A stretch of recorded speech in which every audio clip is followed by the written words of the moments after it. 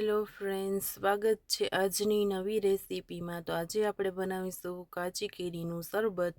તો એના માટે મેં 2 કાચી કેરી લીધી છે, તમે જોઈ શકો છો।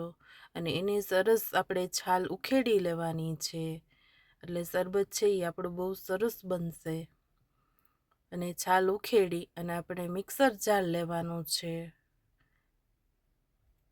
કેરીનું શરબત આપણે કોઈ કલર વિના, કોઈ કેમિકલ વિના બનાવશું અને આપણા ઘરના રહેલા મસાલામાંથી જ બનાવશું અને સરસ ખાટું, તીખું અને મીઠું અસલ થશે। તો તમે તમારા ઘરે જરૂરથી ટ્રાય કરજો। તો આપણે કેરીની છાલ ઉખેડી લીધી છે, તમે જોઈ શકો છો।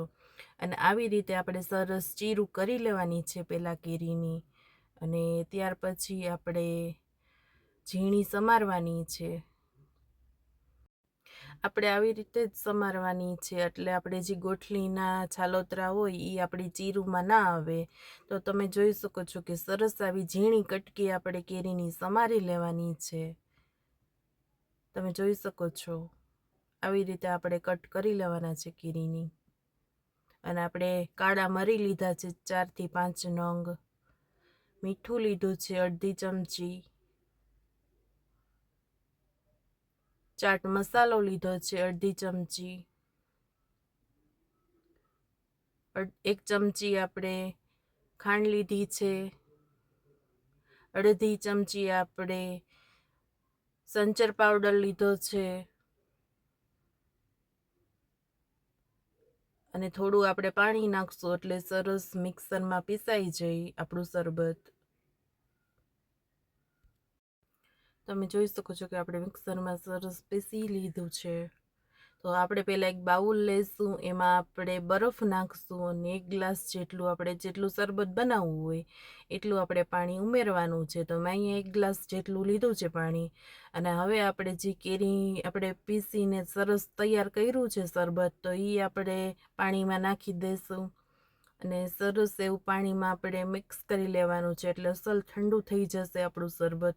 તો આપણું શરબત છે એ તૈયાર છે, તમે જોઈ શકો છો। તો તમે જો આવી રીતે બનાવશો ને શરબત તો સરસ બનશે। અને આપણે ગ્લાસની કોર્નરમાં આપણે ખાટો અને તીખો સ્વાદ આવે એના માટે આપણે થોડીક ચટણી લીધી છે, એમાં થોડુંક આપણે મીઠું નાખ્યું છે।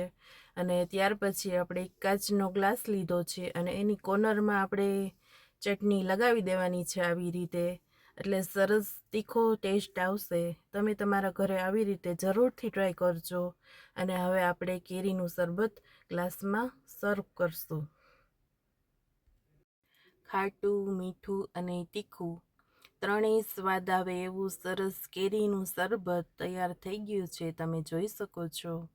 તો તમે તમારા ઘરે આવી રીતે ટ્રાય કરશો ને તો ચોક્કસથી સરસ ટેસ્ટ એવું બનશે। તમે જોઈ શકો છો કે આપણું કેરીનું શરબત તૈયાર છે, સર્વ કરી દીધું છે આપણે, તમે જોઈ શકો છો અને સરસ લાગે છે। તો તમને જો મારો આ વિડીયો પસંદ આવ્યો હોય તો લાઈક, શેર ને સબસ્ક્રાઈબ કરી દેજો।